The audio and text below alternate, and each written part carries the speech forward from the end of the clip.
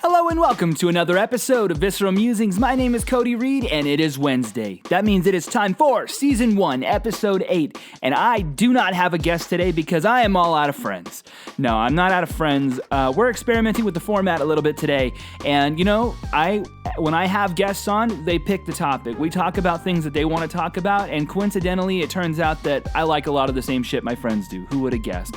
But today, since I am my own guest, we are talking about the movie The Love Guru, which is a Mike Myers movie that basically ruined his career. And we're going to talk about why I think that it deserves maybe a little more credit. There's definitely like moments that we're going to have like this where I don't have guests and it's going to be just me, but I think this is a learning opportunity. And I know it's not going to be a one-off, but hopefully you'll want to strap in and hear my thoughts on The Love Guru and maybe hear about what I'm up to. All right, let's get right into it. Mariska Hargitay, boner inducing.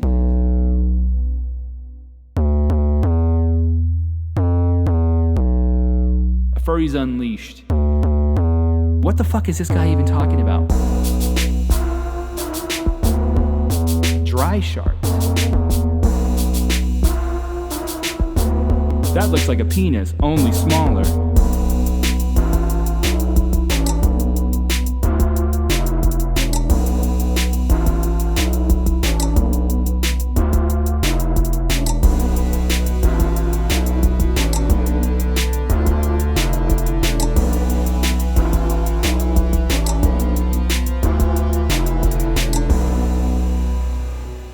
All right, we are live at the time of doing this. My name is Cody Reed, aka Rollerpig, aka C-Section, and we are a go. So a lot of questions that I get, and one of them is it embarrassing to do this? Is it embarrassing to do a podcast?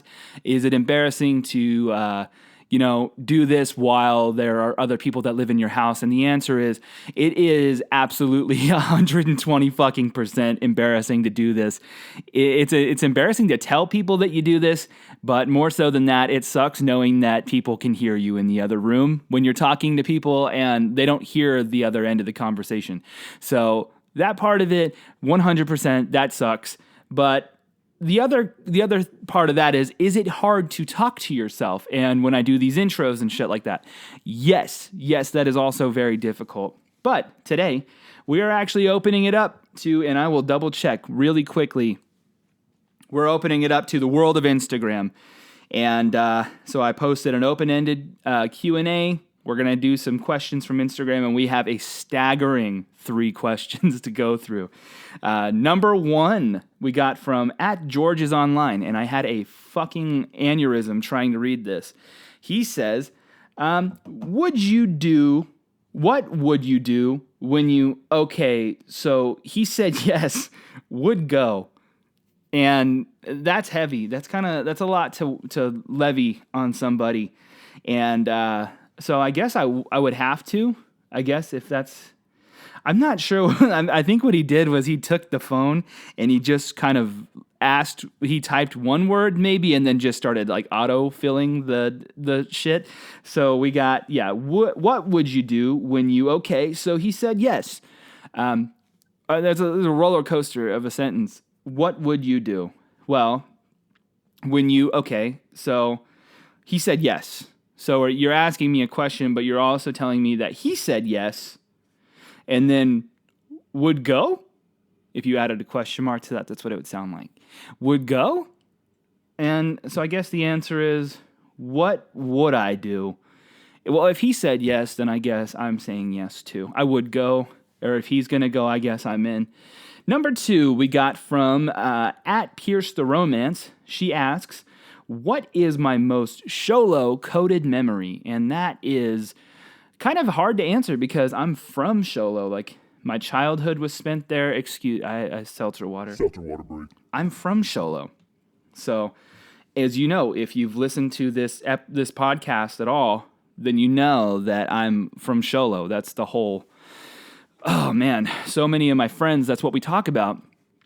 If I had to answer that, There is no place in this world that feels like home other than Show Low, Arizona, and I wish that weren't the fucking case, but it is. I'll make jokes about it. I'll say so many, and a lot of the time when I make jokes about things, it's my love language. It's how I actually it's how I tune back into the world is full of reality, and so I like to kind of distort reality a little bit and sometimes just make shit up that isn't true, or, my mom has grown very numb to me making shit up. So, for a prime example of that, even though I'm straying away from the initial question, was she met one of my ex-girlfriends a while back. And I was like, this is so-and-so. She's really cool. She hates Mexicans. She loves Italian food, just kind of moving through shit like that. My mom's like, oh, okay, yeah. And then she's like, why the fuck would you tell your mom that I don't like Mexicans? And I was like, because she doesn't believe me. Sometimes I'll just say shit. I'll throw shit at the wall to see if people are listening. But when I think of Sholo, I think of my mom. I think of, growing up, going to school. And I grew up by Fool's Hollow Lake. So, and if you are familiar with the area at all, there's only 2 lakes in Show Low, and I grew up by one of them, and it was within walking distance. And I can't be there without just being flooded with emotion and memories. And just every day of the summer, we used to walk there. And even when I moved from the house that I grew up in, we still went back. There's not much to do in Show Low, so I think that also made me more creative with the things that I chose to occupy my time with. For a time when I was growing up, Show Low was big for meth, and so I did not do meth. I found other things to do, and that kind of occupied my time. And then I tried to get good at the things that I was doing, and then I moved from my small area. You don't want to exhaust your market, so playing shows or trying to do what I was doing in Show Low was only sustainable for, so long before I had to pack it up and try to show it to other people. And yeah, it kind of exhausted my opportunities in Show Low. So I guess to answer your question, what is my most Show Low coded memory? And I'll go with this. My first grade teacher's name was Miss Seaman. And I'm not making that up. I went to school with her grandkids, and so her name is Miss Seaman, but it's Seamen. And so she's a wonderful woman and just a very unfortunate last name. But I remember I used to get picked on a lot when I was a kid, and I walked into the very first day of first grade, and I sat down, and I couldn't. I was so nervous and so scared because all the kids that I went to school with were Mormon. And that's another big part of Show Low for me.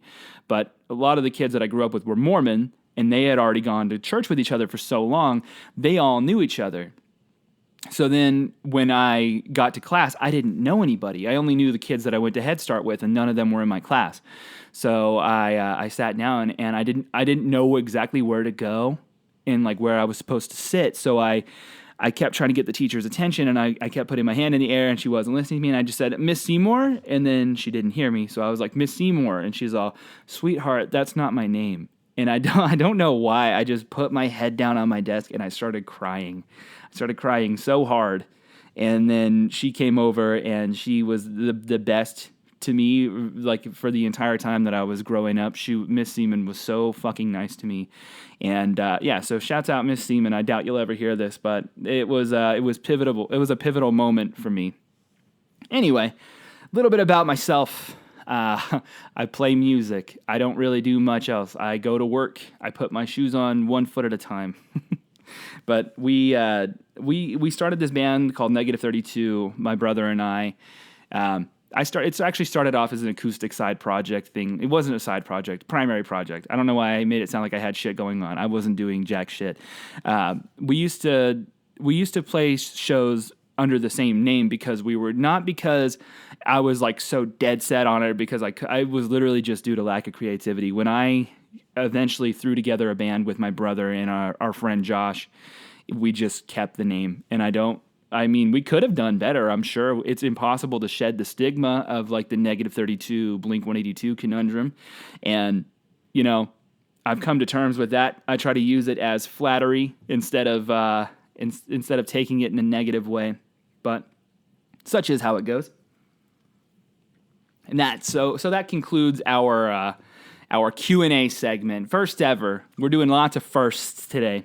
And so Oh man, where do I even begin? So we like to talk about a lot of pee, a lot of piss talk on this show, and I think I was kind of surprised, I was kind of shocked and dismayed by the amount of people that I know in my life that piss in the shower. Cause fucking stop! Why are you pissing in the shower? I remember the very first time I had a group of friends, and we're all just sitting around talking about taking showers or whatever. And I don't even know how we got on the topic. But then they start saying, like, oh, yeah, I piss in the shower. And they're like, yeah, of course I do, to save water. You're not saving water. In the time that you're taking to stand and piss, the water is still running. Well, I don't understand the thought process behind this, first off. And like we also said before, you're peeing in, like, if you have a heavy stream, you're splashing. Why do you piss in the shower? I don't understand. And if you have a bathtub, you deserve to burn in hell. There's no fucking excuse to piss in the shower. I don't get it. I honestly don't understand that. And also, where we're transitioning to now would be the Flop Gang Window Squad debate, because I think there is a minority of people that piss through the window because there's a little fold in like men's underwear, and so I've always flopped. Oh, like I've always pulled down and like kind of gone over the top of the underwear. But there's a population of men who I assume write their name by gripping the pencil with their full fist that piss through the window of their underwear. I don't understand that at all. And like it's gone so far as to, like, you know, people just they unzip and then they go through like both windows, dual window, double pane, and I don't understand that at all. So that's why the new question is: are you Flop Gang or are you Window Squad? Because I'm genuinely curious. How do you piss? So one thing too that I want to transition to right out the gate. So we talk a lot about lots of bodily functions, right? First off, but in general, people talk about sharding, right? And so a lot of the time, when you talk about sharding, it's wet. It's a wet fart, like a diarrhea dart type situation going on. So what I think people don't talk about is like a dry shart. And I don't I don't necessarily know if this is a thing. So I talked about this, and my girlfriend said that's just shitting your pants. If you dry shart, that's just shitting your pants. Then one could argue that if it's a wet fart, then you're also still shitting your pants if it's a wet shart. So I kind of want to know too, where do you stand on the dry versus wet shart dilemma? Is one a shart and the other one is just a shit? Like, where does the line start? Because I think a dry shart happens. I do. It's never happened to me personally, but I'm sure there's like a really breathy one that you think is going to pass, and then it doesn't, and there you get more than you bargained for. Just the same. It's just opposite end of the spectrum. So I don't know. I don't know what defines a shart and if it can be dry, but I'd like to think so. I think that inclusivity is kind of like a focal point of not only my own like personal philosophy, but like just the direction that we're heading in. I think we can opt it. There's room in this world for a dry shart, and I think that's beautiful if you really, really think about it. So, I'm wrong. Fuck me. I'm not done with the question segment. This next one comes from @JoshReedhead. Thank you so much for tuning in, Josh. Now that I shoe-in question for here, because this is the last question. This is one I just received, actually. I don't even know why I didn't think about this. So one thing that he pointed out, and he asked me about this, and no one else did. When Gavin and I so in the last episode that I was talking to my friend Gavin McAnally, we talked about, which by the way, go listen to, I don't know if he has an audiobook version. I don't know why I thought he did, but go buy his poetry. Go on Amazon, just type in the dude's name. He writes some very heartfelt and like thought-provoking stuff about growing up in his poetry. I think it's definitely worth reading. But anyway, we talked about this story that I put him inside of a shopping cart, and for whatever reason, I cannot for the life of me understand my thought process on this one, but he sits in the shopping cart. It's one of these little shopping carts that has like the fucking, the steering wheel, like for little kids, and we stuffed he's a tall, like lanky kid. We stuffed him inside of it, or I did. It was just the two of us. So he gets in there and he's like driving around and honking the horn or whatever, and it was funny. And then I just got like a shitload of speed and I let go of him. And I don't know why. So he's trying to like get his way out, and he like putting his hand on the ground to try and stop, like use his hand as a brake to stop the shopping cart. And before he got the opportunity to do that, he hit like a display, like an end cap display for the Starbucks kiosk, which was inside of Safeway. And so when he did it, all the shit just toppled off the top of it. And I just remember my fucking heart. If you could dry shart, I would have right then and there on the spot, because I was standing probably like 15, 20 feet away from him when I saw him hit it. And I was just like, oh, fuck me. So I saw everything topple off the top of it and then just like shatter on the ground. Even the plastic ones, they didn't shatter, but they broke. Like they were no longer usable. And so I went over there, started helping him like pick the shit up, and I apologized. He wasn't even like mad at me. I think he was just scared of the consequences, like what's gonna happen now.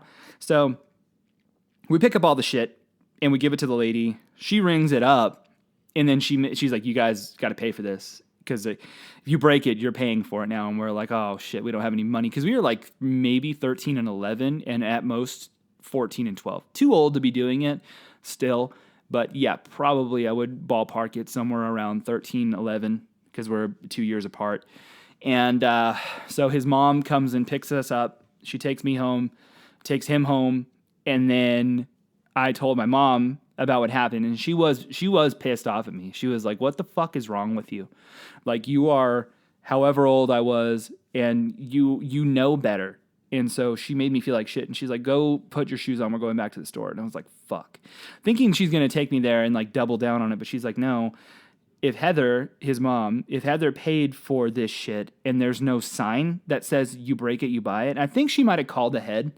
I'm not 100% certain on that one, because that could have very well been like the case. But we load up in the car. She takes me back inside. And I don't know what the fuck she said, but she definitely came back out with Heather's money, and we returned it to her. But anyway, the point of that was I told them that my mom had a valid point. And that valid point was, you guys do not have a policy anywhere that explicitly states you break this, you buy it. And that is true.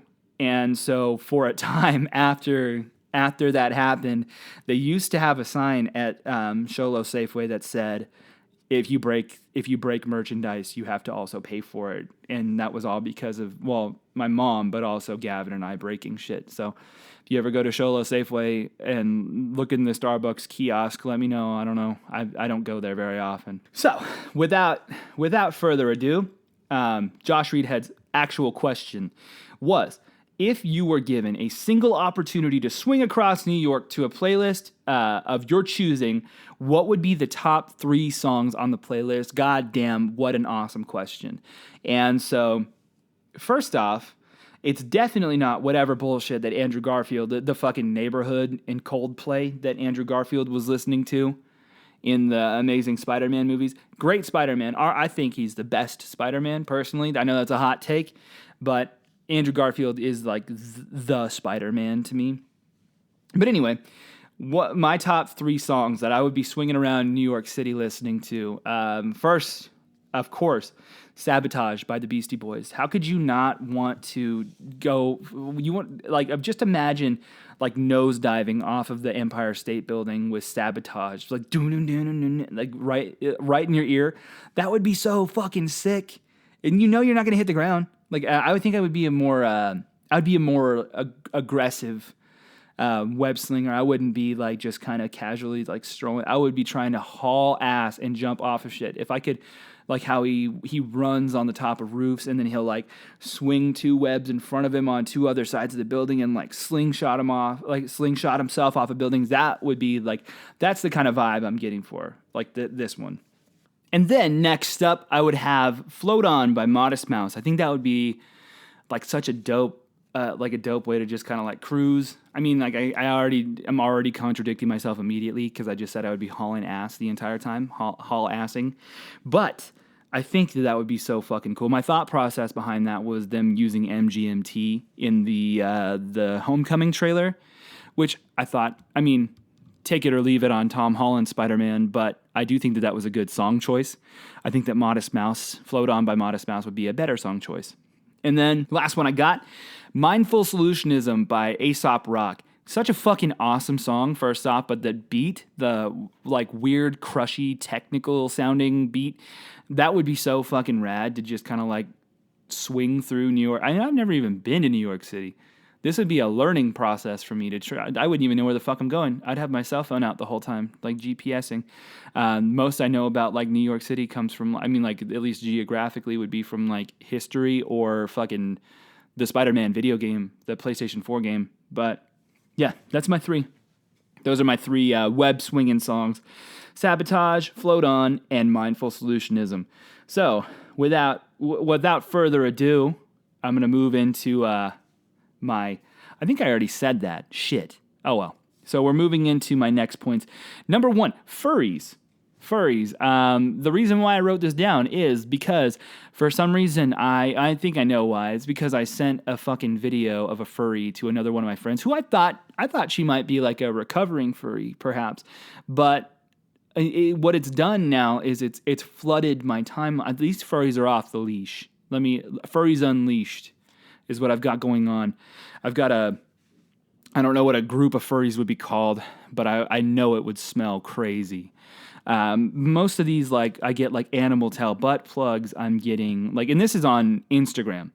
And so my reels is what I was talking about. That's what I meant to say. My reels are flooded with just furries, furry videos, I don't know. I don't know what the fuck I did. By sending that one video that like just tricked the algorithm into thinking that this is what he likes. This is what I want to see. I definitely do not. And I'm horrified every day of my life. Every swipe, every scroll is a gamble. And I'm so sick of it. I can't, it makes my online experience absolutely dreadful. And it would almost be impressive. Like, that's the thing, is it would almost be impressive, these costumes that they come up with, or even the artwork. But then it's like, fuck, this is a dude that's like, I don't know if it's a sexual thing or what the fuck it is, but it is so not what I want to watch or look at.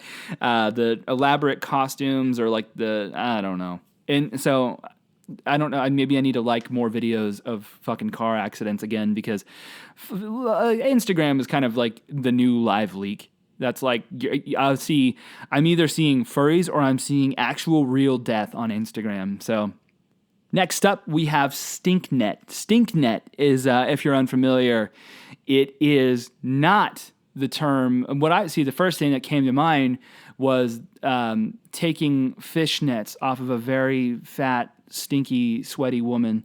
It is not. It is an invasive weed that smells just as bad. And so it's this little yellow plant that's been popping up all over Phoenix. It's literally like dominated the entire fucking valley area. And it's even spreading to Tucson, but it smells awful and it agitates your at least mine. It makes my allergies go wild. And what a dumb fucking name for StinkNet. It sounds like a game that you might use to haze like a college freshman or some shit. Yeah, like something more akin to like taking off like fishnets from like a sweaty, fat, overweight person or something, and then making them like wear them on their face or something. I don't know. That's what it sounds like to me. And like, I don't know. But yeah, I thought that was interesting. Fucking gross name for it. My friend Ben does parkour.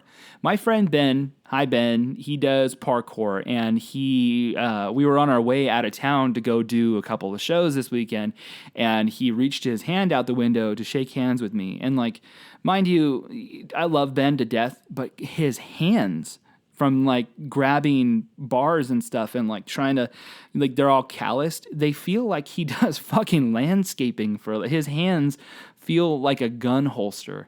And I don't really know how pertinent this is to like the overall conversation, or if you're still hanging with me on that. If you're wondering, what the fuck is this guy even talking about? Well, My friend Ben does parkour, and it makes his hands feel like he does manual labor. He makes coffee. And I think in his job is also like, it's like a hybrid position. He doesn't even have to be there most of the time. But it feels like he's a fucking construction worker who like lays bricks all day with no gloves on because of the parkour that he's doing. So shout out, Ben. Keep it up. You're doing great. And, last one. I thought of this. This was exciting. Okay, so if I were a graffiti artist, if I did street art, my graffiti tag would be Faptism, and I just imagine that in like big bubble letters, the word Faptism, and then you just got baptized.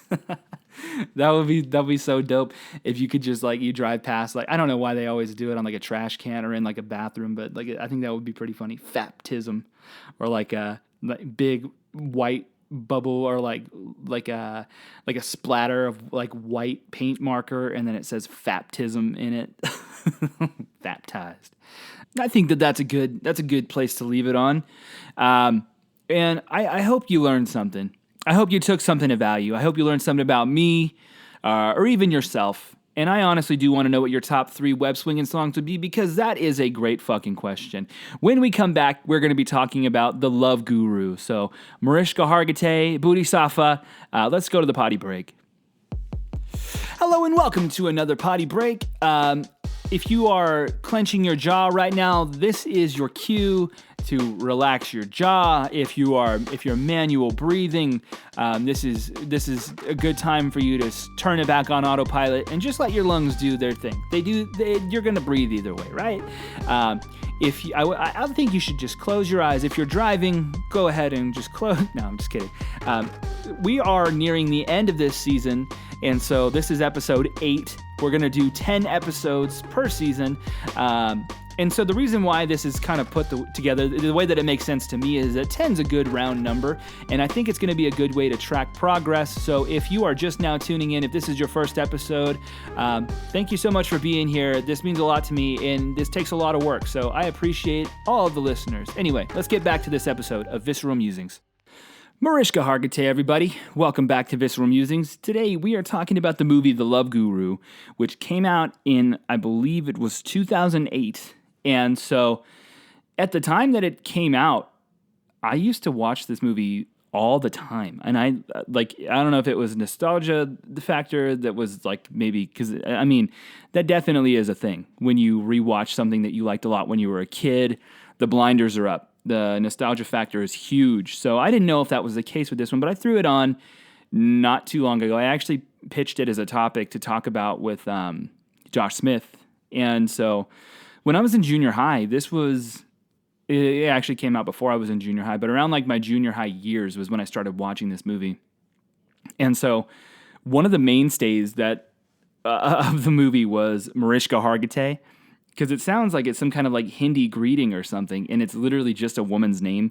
And like some of the references in the movie are a little bit dated, and so I didn't even know that the first time that I watched it, that it was like that it was an actress's name. And so yeah, we were walking around school Mariska Hargitaying everybody, not even knowing what the fuck we were talking about.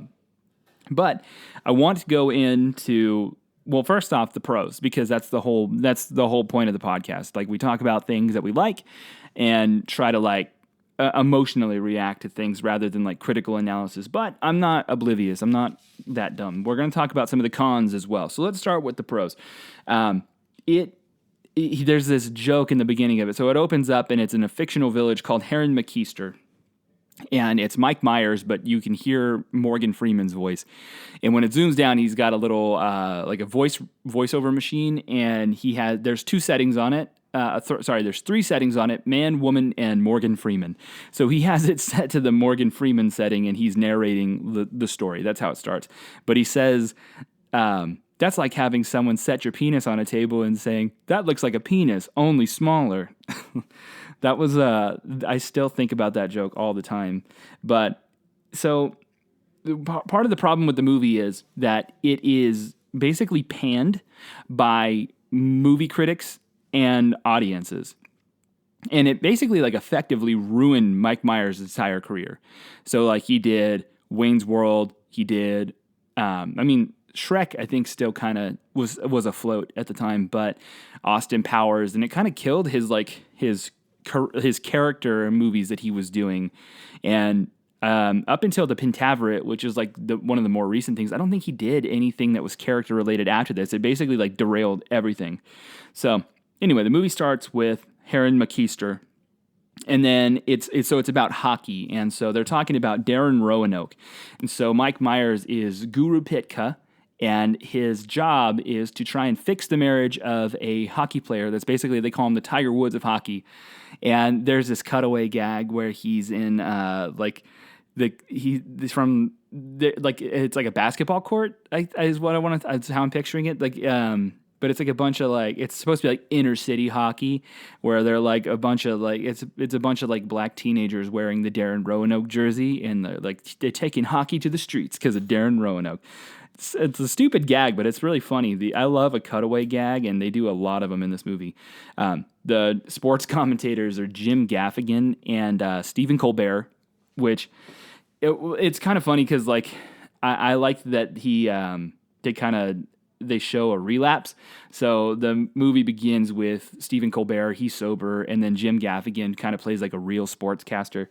And so anyway, there's an opening scene. There's a couple of them that I really like, and I think that's kind of like one of the highlights of the movie is the musical sequences. They do like Bollywood music sequences, and so one of them that they do is 9 to 5 by Dolly Parton, and it shows him doing so it's him with a bunch of celebrities to kind of gives this big fake, almost like a mockumentary backstory to Guru Pitka.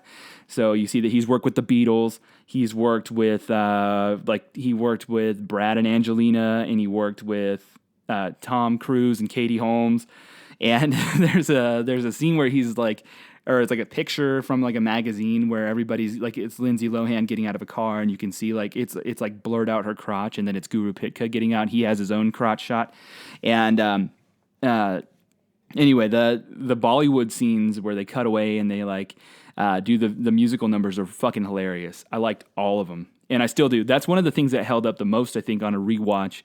And like I said, this was one of my favorite movies. So when you rewatch something that you in your mind is really good, and then you start to kind of pick it apart, and you're like, I like this, but I really don't like that. We're getting there, but this is kind of the from the top of the movie is really good. He rides a pillow, and I've always thought that was hilarious. How he rides a pillow into his ashram, and he pulls it to the couch, and he gets off the pillow, and then he's there's a PA on I don't know what you call him, a roadie, and his name's Speedy. So Speedy runs over to get his pillow and ride it out of frame, and he's because they break the fourth wall a lot in the movie, and he gets on the pillow, and he's Mariska Hargitay Speedy. There's a lot of Mariska Hargitay jokes, which are personally I find them fucking hilarious. I think that's probably my favorite joke from the movie. There's a lot of these cutaway gags that they do and throwaway jokes, and so I'll save you some trouble. And I wrote down some of my favorites. The books were really funny. One of them is, if you're happy and you know it, think again. There's stop hitting yourself. Why are you still hitting yourself? And my favorite one was, I know you are, but what am I? That one was pretty funny. And then there's a bunch of acronyms and they kind of stole one. They did the Bible, basic instructions before leaving Earth.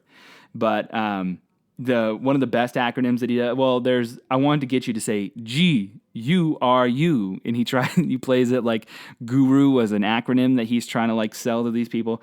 And they did what was it? Cock. Because Justin Timberlake's in the movie, and I'll get there. Actually, I'm going to save that one. So the guru names were really funny.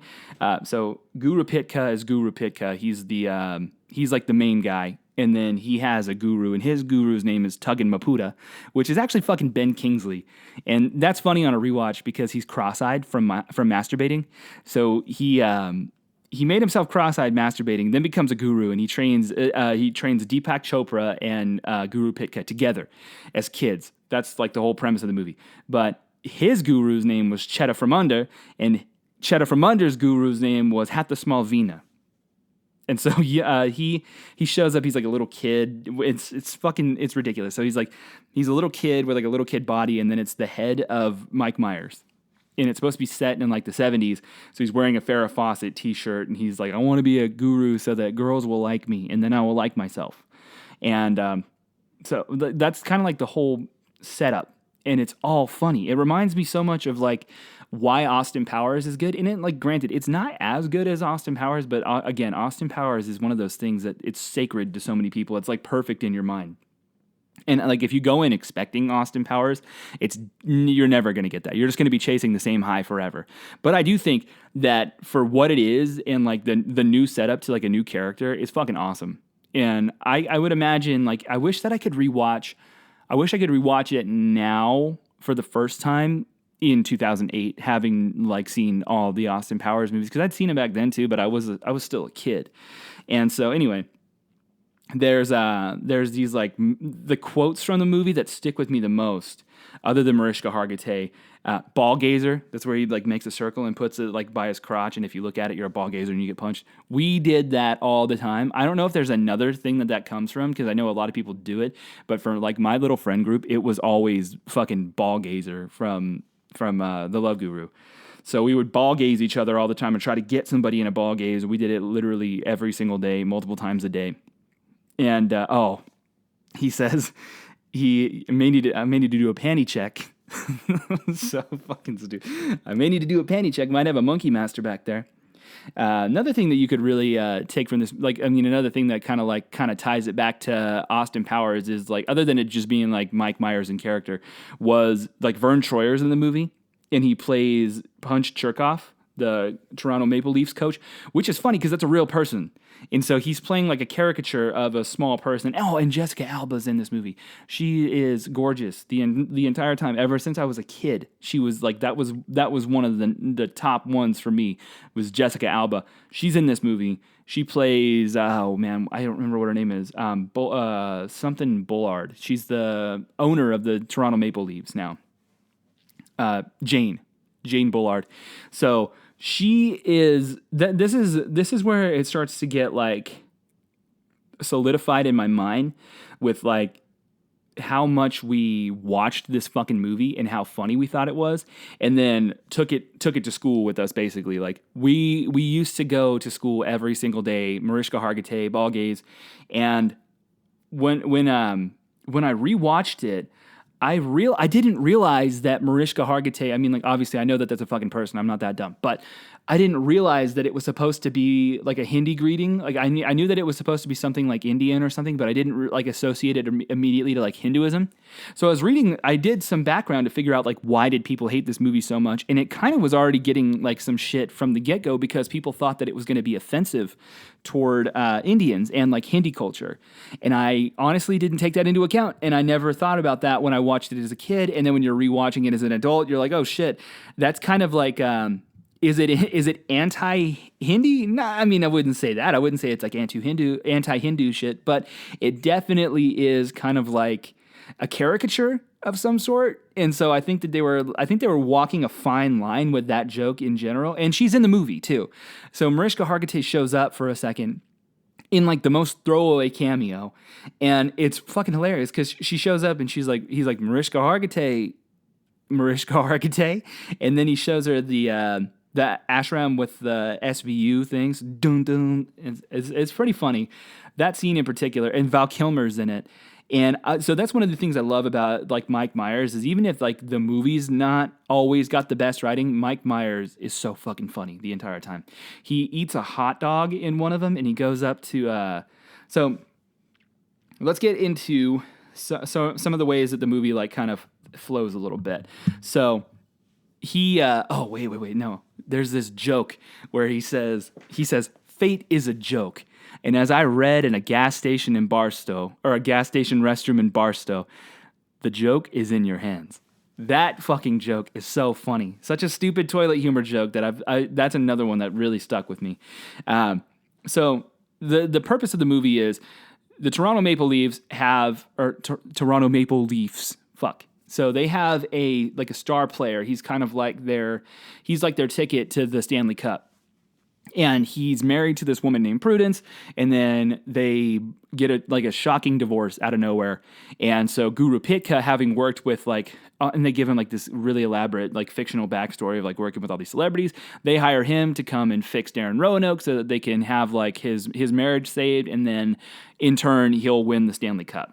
So the way that it plays out is that Guru Pitka is like at his core, he's goofy. So the entire time, everything that he does is like it's an exaggerated form of like him being like a goofball. But he's actually a guru in the movie. So like he has teachings that there's like a method to his madness. So you kind of have to like. When I rewatched it, I was actually impressed with the way. So it's called drama, and so the drama, I have it here. Drama is distraction, regression, adjustment, maturity, and action. So the whole purpose of him working with Darren is to save his marriage. He's the love guru. So he's working through distraction, regression, adjustment, and then maturity and action. So the distraction starts with him telling this other team that Darren Roanoke says, you're all his bitches and you can suck his big greasy dick. And then he gets his ass beat by all the players on the team, which is that's pretty funny. But there's something clever to the way that they do it, because his hand stops shaking. That's like his nervous tick that he does in the movie. I fucking love when when it starts showing like the actual hockey scenes, because like then you kind of get the feeling like, oh, this is also a hockey movie. It's not just like a goofy character comedy movie. It's also like a hockey movie. And so I appreciate that being older, because I don't really give a shit about hockey necessarily, but I do appreciate like passion projects. So the drama the drama act, they give background on it, like he gets hit in the face with like a mop full of piss or whatever. And so it plays out in two ways, which I thought was really, really clever and interesting, that I didn't really catch when I was a kid. That it plays out first through Guru Pitka and then through Darren. So Darren Roanoke ends up, they rush it. And so I think consequently that's where the movie starts to get like a little shitty for me. And it's not shitty. I think that's like a harsh choice of words. It's not that the movie, I love the movie still. I think it's fucking funny. I think it holds up by certain accounts. It's not like his best fucking work ever, but I do like it a lot. I think it's really funny. I giggled basically I've watched it like 3 times in the last like month or two, and I laughed every time, and I still remember every fucking, like Bodhisattva, the fucking name of I think that's the elephant's name. So every time the elephant's around, they yell the elephant's name, and he's on the back of the elephant, and the caretaker guy, he's like, Uncle Jack, can you give me a hand off this elephant? And he's like, Darren, if your Uncle Jack helped you off an elephant, would you help your uncle jack off an elephant? And then he starts ripping on his outfit, and he's like, he doesn't want him to bring his entourage with him. So he's like, no, this is my crew. They come with me. They protect me. And he's wearing like a shark skin suit. And he's like, they didn't protect you from that outfit. And then he's like, what's wrong with shark skin? He's like, more like, you have to watch the movie. I'm not going to say that one, but because it's funny. He walks out, and then he says, you're jumpy. You're like prison bitch jumpy. That one's pretty funny. They're inside of the church. Oh, and he walks down the aisle like he does like a really fucking like sassy dance walking into the theater, where the church where his mom's performing. That one always makes me laugh like I'm a little kid, because it's just him being Mike Myers and like playing characters so well. He does this thing though, that if you're like me and you're a big Mike Myers fan, he is in the car on his way with Darren to the church to go visit his mom, and he turns on. So Darren's listening to this like hip hop song, and he turns on like sitar music. And then he's like, this ain't driving Miss Daisy, I'll break your fingers. And so he clicks it again, and it switches over to Bohemian Rhapsody. And so if you watch, like, if you like Wayne's World, there's a big scene of them listening to Bohemian Rhapsody in the car, and he looks right at the camera and like breaks character for a second, and then goes back and switches it over to hip hop. That one's really fucking funny to me, and it made me happy when I rewatched it. Because when I was in junior high, I didn't watch Wayne's World until I was in like high school. And so when that came on, I was like, Wayne's World, holy shit. Yeah, that one was really exciting for me. But the joke is in your hands I still think about that joke whenever I'm in a gas station, like a bathroom or something. That would be so funny to read on the. I wonder if he actually. I didn't. I need to do some digging on that one. I wonder how they got that joke. That would be funny if he actually read it from a gas station bathroom and then like decided to put it in the movie. But yeah, the church scene is one of the best parts of it. And then after the church scene, they go to a bar, and Daniel Tosh is he's one of the patrons of the bar. He plays, I think he's credited as just Cowboy Hat, but he's like a redneck guy, and I fucking love this joke. So Mike Myers, Guru Pitka, he walks up to him and he yells at Darren Rowan. He's like, "More like Rowan, choke." And then Guru Pitka goes, "Oh, I used to have a hat like that, and then my mom got a job." Oh, it's so good. I wish that I would have thought of that, because I grew up with a bunch of shit kickers, and that would have been a good line to lay down on them. I don't think I had the balls to do that though. That one sticks with me too. So now that we've gone through some of the pros, we've established I like the movie. I like it. It's well and good, right? So the problem is we get to the cons, and you can hear my notebook. I do lots of notes. This is how I stay organized. So the cons. Let's get into the cons. The drama, the distraction, regression, adjustment, maturity, and action. There is they start working on the first two, and so we regress. The adjustment, I kind of was trying to pay attention to that because you do watch it play out. But like I said, it's not so much with Darren so much as it is Guru Pitka goes through his. It's ironic. It's like dramatic irony because you're watching Guru Pitka go through the drama thing because he has a crush on Jessica Alba, and so he is. So to backtrack a little bit, Guru Tuggan Maputa doesn't let Guru Pitka experience love. He has to wear a chastity belt, so he is to not love anybody. He's not supposed to masturbate because he'll go cross-eyed. He's not supposed to have sex. He's not supposed to do anything. He's supposed to abstain from love until he knows how to love himself. Whereas Deepak Chopra gets to experience love in all forms. That's what he says. You'll enjoy love in all forms. Okay, who the fuck is Deepak Chopra? So I'm, like I said, 14, and so most of what I knew about him was from this movie.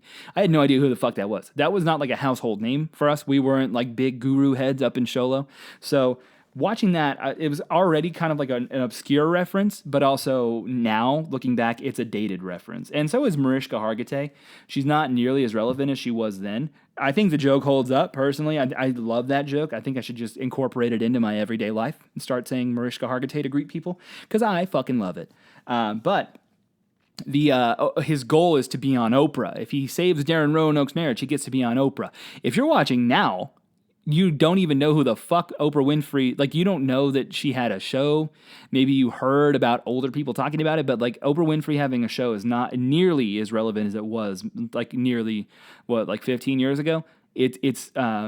We're creeping up on 2 decades away from this movie's like initial release date. So again, over 15 years.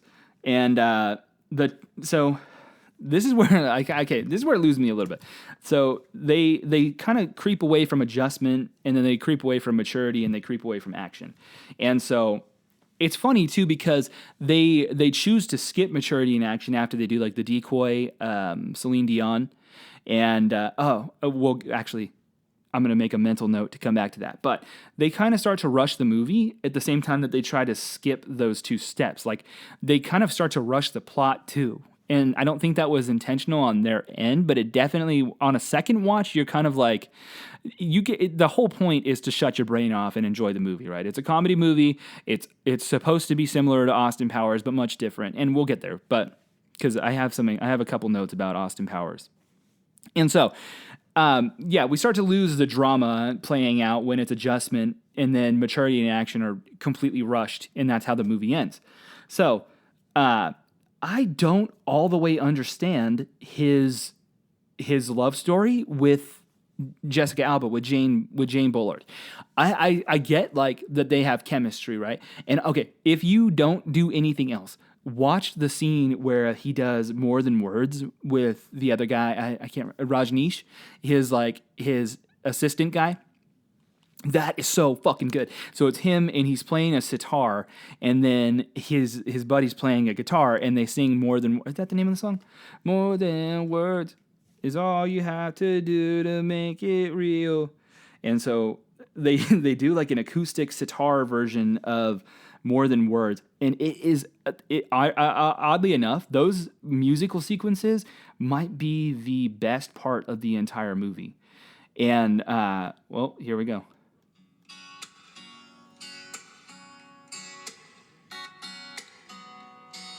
It's that song. That's one of the best parts of the movie. Unironically, it's really good. So he's wearing like a costume in it where he has like this. He's all done up and his beard's got like beads and he looks fucking amazing. The costumes in the movie. That's a win. That's 100%. That's one of the best things about the movie. Whether or not you love the story or the plot, the musical sequences are fucking awesome, and the costumes are dope. One of my favorite costumes, in fact, is when he's talking to Darren in the showers, and he has like a I don't know what you call it, like a water mask or like a water cap for his hair and his beard, and then he's wearing like nipple tassels, and he's like, "We're going to visit your mother," and he's like, "Oh hell no!" He's like, "Oh hell yes." So that part's really funny. But anyway, I don't all the way understand the love story between Jessica Alba and Mike Myers, and I think that's probably because the whole point of the movie is like he's the love guru who can't love. It's supposed to be ironic, right? But they don't actually nail the love story with the main character, and that doesn't really make a whole lot of sense to me because I feel like that's the point of the fucking movie, right? And so he essentially meets Jessica Alba, and he gets the offer from John Oliver is his manager. He's like the greedy manager, and so he gets him the gig. Then he goes and talks to Jane. He meets her on like an airplane. Or no, she comes to his show when he's doing his like presentation at his ashram, and she presents him with like this deal, and then they start to talk, and there's like chemistry. He's like checking her out, and then they're talking on the airplane. That's where the joke is in your hands joke comes from. That was so funny. And he gets like a boner while she's talking about she has like a lesbian experience, and then you can hear his boner like hit his chastity belt. So it's like a recurring joke in the movie. But anyway, I don't all the way understand. I get that they're supposed to have chemistry, but there's not really much of a love story there. It's not really like fleshed out, and then they end up married at the end of the movie. So it's like I don't understand what the whole purpose of her being there was, and like it was weird. It was like a side quest. Like I almost didn't even feel like she needed to be there. Like he didn't need to have his own love story almost. I wish that's one of the biggest takeaways from the movie for me, is that I wish that was more played out. And then to circle back to another point that I made earlier that I didn't fully like explain, Justin Timberlake. So we're on the cons of the movie, right? So one of the cons of the movie, in my opinion, is, again, Jessica Alba, Mike Myers' love story is not fleshed out. Number 2, Justin Timberlake, I don't fucking like him in this movie. When I was 14 or 13, I thought that shit was funny. Now I'm rewatching it, and he's like, "Don't look at me in that tone of voice or I punch you in the shirt." I don't find that funny at all. I almost find it like, I'm like cringing. I have like secondhand embarrassment watching Justin Timberlake in this movie. And maybe just it's because of, some of the shit that he did before. Like a lot of the stuff that he did with Britney Spears and shit that's now become a lot more like relevant, and like people know personal things about him. I don't know if that is kind of like if I'm stigmatizing him a little bit, but he's fucking annoying in the movie. I don't like this goofy character that he tries to stay in. So he plays Jacques Lecoq Grande. He's got the biggest wiener in hockey.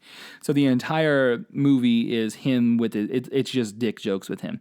And well, I know we're on the cons, but one of my favorite jokes in the entire movie is he tells Darren that he's afraid of Darren Roanoke because he has plenty of clarity, organization, charm, and knowledge. That's one of the acronyms from the movie. And so cock, he's got plenty of cock. And then he says, that's why he's able to say to prunes, "Be loving and open-hearted with my emotions." And so it says, "Blow me." And he's like, "Bloom." This is a good way to remember that one. Bloom. Oh, I love that shit. That's awesome. So where I'm getting to this was, and it's like, I don't understand why they kept him in such a fucking like weird, and like it's like hard to watch almost in some moments. But again, that's not Mike Myers. That's Justin Timberlake, and he's not in a whole lot of the movie, but he is basically just like a little fucker with a big dick. That's like his entire thing. So he plays for the LA Kings. He's their goalie, and they're the team that the Maple Leafs are playing against in the Stanley Cup. So anyway, we've established I like the movie. It's good. I think it's funny. I think it's fucking hilarious, actually. Some parts of it are genuinely fucking hilarious. So why am I talking about this? What is the point? So he is big from Wayne's World, right? Wayne's World's huge. This is the entire thing. Like Wayne's World 2, and then we have the Austin Powers trilogy. And then I think from looking at this from an outsider's perspective, the Love Guru is a passion project. So I did some digging. That's not always the purpose of the podcast. I'm talking about, from an emotional standpoint, why do I fuck with this movie? Well, I'm about to tell you. These are my final thoughts. This is my closing argument or my closing statement, depending on how you try to look at it. Because I am defending the Love Guru right now. That's what we're doing. So the movie fucked up Mike Myers. And pretty goddamn effectively, too. When you really look at it, it completely derailed his entire fucking career. He was doing well. There was so many opportunities to move up from here. So he works on Austin Powers. He works on Shrek. He does all these things. He's got hit after hit after hit. And the dude is a fucking baller, right? So, in so many ways, there is... So I liked to... I don't always like to do this, but I did highlight something that a movie critic wrote. It was a negative review of The Love Guru. He says, downright unfunny, makes you question if you'll ever laugh again. So from a movie that is, you're already getting shit because it's making no fucking money, right? Like if you're not making any money for this studio, they made the movie, they promoted it, they put it out, and so that already has to feel shitty enough. Then you start reading the reviews, and this is one of the most prominent ones. This is a big one. So yeah, downright unfunny, makes you question if you'll ever laugh again. When your fucking job is to make people laugh, how do you think that makes you feel? Like that's got to fucking sting.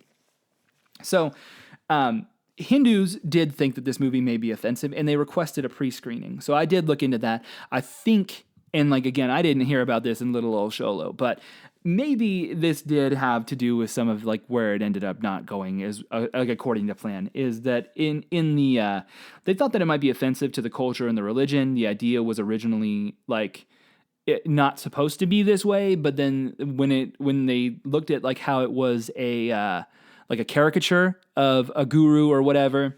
So they let them come to like a pre-screening and then they gave it the thumbs up, whatever. So that should have killed that, but even when you look back on it now, that's a mainstay. And I think that kind of fucks it up for him. So this movie fucked up Mike Myers. How? Well, it was a character created for Austin Powers. I did read that much. So one of the things that sticks out to me about this, though, is he performed it live. He would take the character, he would go up on stage, and he would perform as Guru Pitka. And then he would, I'm paraphrasing a little bit, but it was an evening with His Holiness, the Guru Pitka. And so he was inviting, at first he said it was like a third of the audience was his friends. Then it ended up expanding into like, there was actual audience members that were attending the Guru Pitka seminars or whatever you want to call them, and they were actually enjoying it. So that kind of informed his response when he wanted to pitch the movie to the studio or the writers or whatever the hell it was. So anyway, I like it from the standpoint that this is a creative movie that is character-centered, which is, again, that's like the Mike Myers thing. But it's also a movie about hockey. So that kind of gives you an insight into, like, obviously Mike Myers is a giant hockey fan. So big, in fact, that him and Kanye West shows up in this movie at the end to do a cameo as himself. And also Mike Myers does a cameo as himself, watching the Stanley Cup and crying about how much they love hockey. Fucking Kanye West, you anti-Semitic fuck. But anyway, so they have this movie about hockey, and so he wrote, this is the only way that my team will, like, his team will win if he writes it. And so what I notice, though, is, like, especially now, creativity has limitations. And so what do I mean by this? Well, if you pay any kind of goddamn attention to anything, you'll see the Try Guys, Davey 504, Finn McKenty, Watcher, so on and so forth. These YouTube guys, these creators that are like, they start gaining momentum. And then again, there's opposite end of the spectrum, like fucking YMH Studios does that Lauren Compton show. If you ever go on Instagram and read the comments on the Lauren Compton show, or even like Two Bears, One Cave, people light them up. They're like, why like you are creativity without limitations. You're just fucking making whatever at this point, which, I mean, I don't give a fuck either way. I don't really watch that show. I've seen the Mark Norman one's fine. Anyway, back to my point. So the reason why I bring this up is if you watch the Try Guys, if you watch Davey 504, Finn McKenty, and even Rhett and Link, the Good Mystical Morning guys, they talk about like how they want to make what they want to make, but the sponsors don't want to pay to sponsor the shit that they want to make. They want them to make the guaranteed hits. They want them to keep like easing down on that cucumber and churning out whatever the fuck they've been churning out that works. They want them to only throw the shit at the wall that sticks. Like Will It, or Finn McKenty also kind of like, he's fucking funny. He does these like, he once described 5-finger death punch as army wife core. That's the most accurate fucking burn that I can think of, and it's so good. Anyway, back to my point. They want to make what they want to make, but the algorithm doesn't like it, right? And so why am I bringing this up? Because that's kind of how it worked for Mike Myers in 2008 or 2007, 2008, because they were making the movie, whatever. So he wants to make this movie about the love guru, who is His Holiness, the Guru Pitka, and it centers around hockey, right?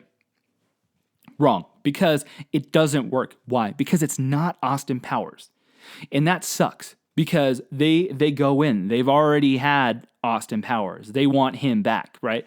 And then they're trying to like shoe in this new love character or love guru character, and it's not the same. Why does that matter? Because it's fucking frightening if you're somebody that wants to create shit, because it really, really did fuck up his entire career. And you can go back and see it. You can read it. You can watch it play out on a timeline of just how bad this fucked up Mike Myers. That is scary because you start off doing the things that you're passionate about, like Wayne's World, or his, like, he did SNL characters too. Like, don't get me wrong. But like the most popular examples of this would be, you know, Wayne's World and Austin Powers. So when you try to take a swing like this in life, you can take swings and you might miss, right? But they don't typically ruin your entire fucking life. That sucks. That really fucking sucks. Do I think that it deserved that? Absolutely not. I think the movie has a lot of redeemable qualities, and people were so hell-bent on having Austin Powers that they were like, fuck whatever you want to do that's not Austin Powers. And in reality, was it that bad? No, it really wasn't that fucking bad. And if you go back and rewatch it, it's actually funny.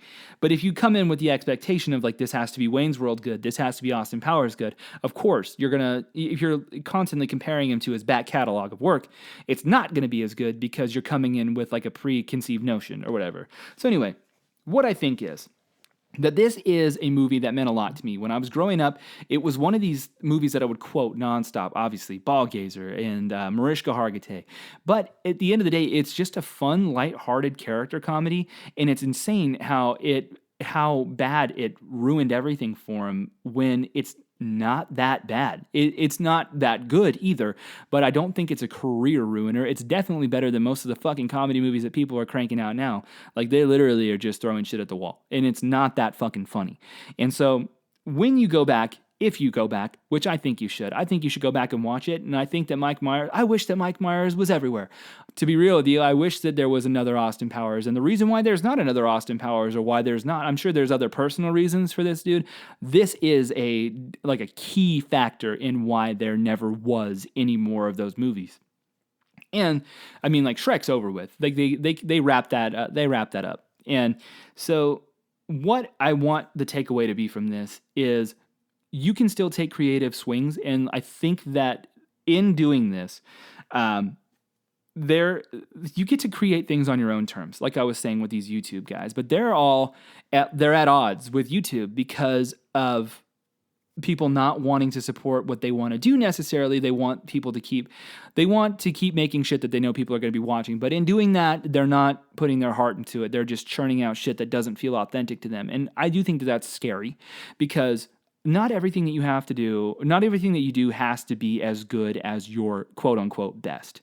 And so one of the things that I've learned from one of my friends was to not sit on ideas.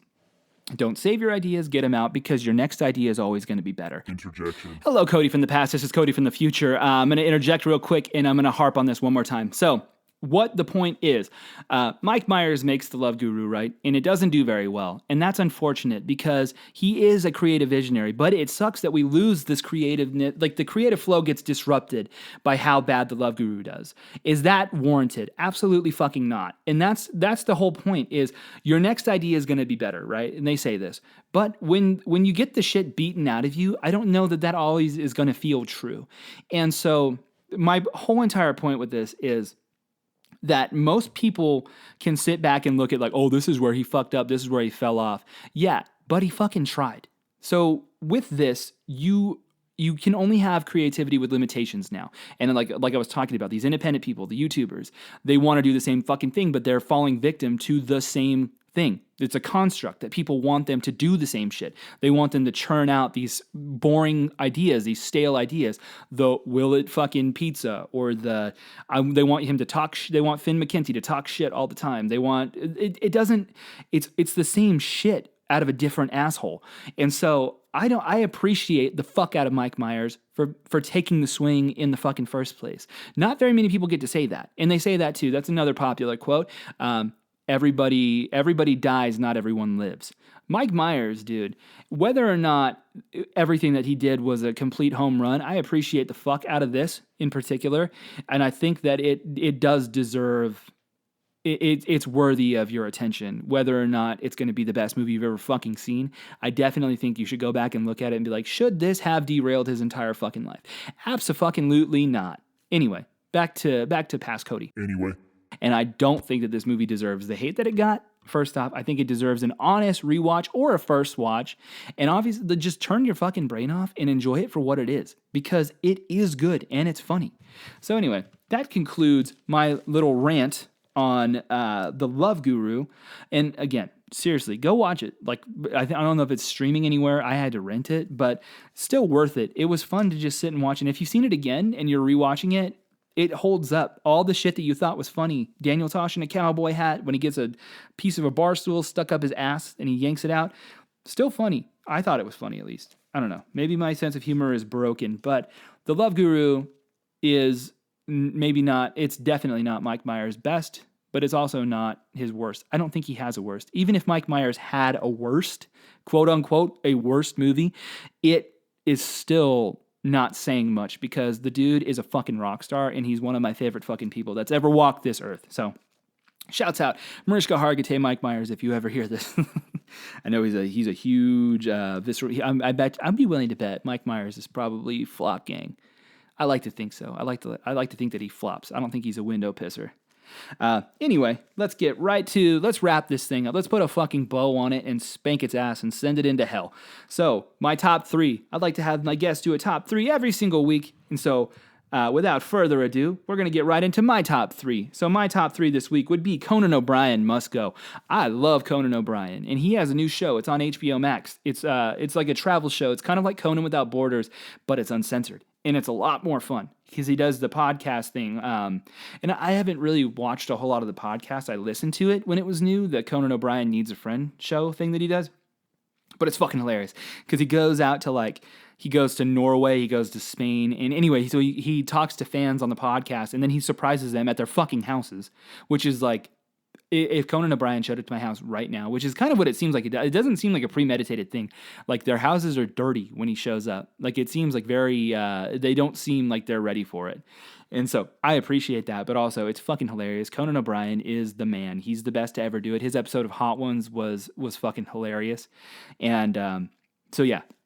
Go watch Conan O'Brien Must Go. I think that it's worth it. And if you don't know Conan O'Brien, this is the perfect fucking place to start because he is just he's like a caricature of himself all the time.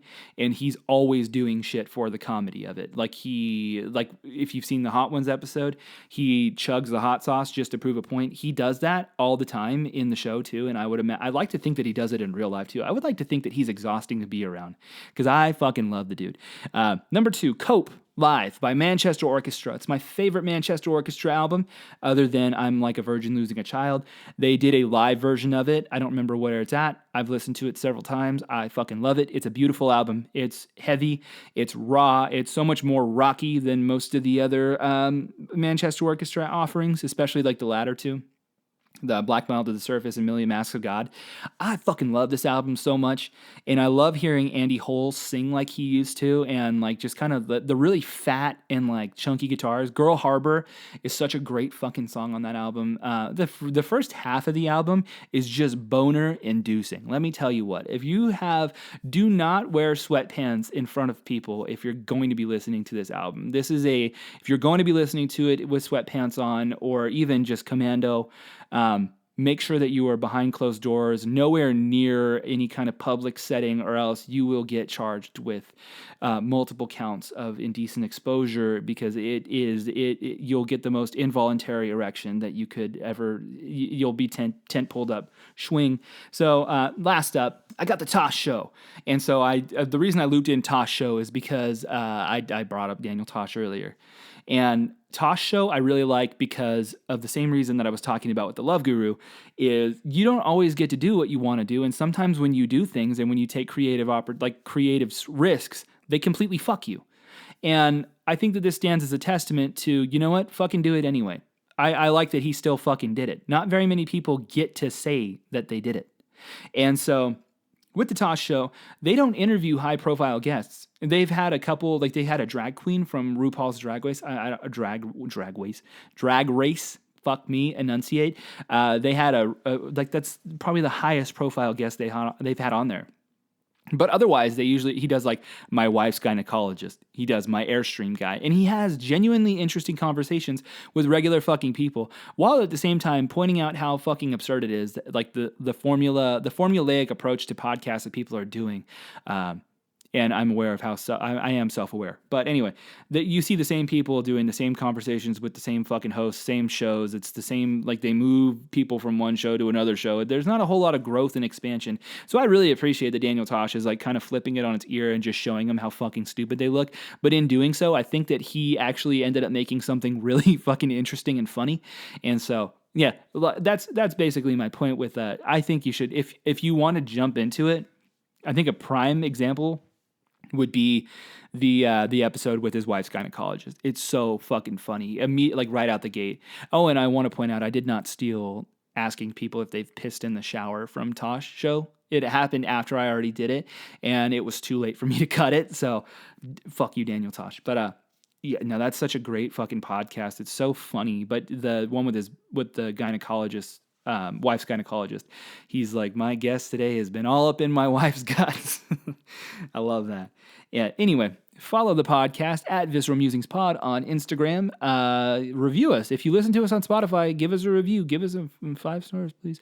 Otherwise, follow me on Instagram at that Rollerpig. And yeah, we will see you next Wednesday. Thank you guys for hanging out with me one more time. Hope to see you again next time. Take care.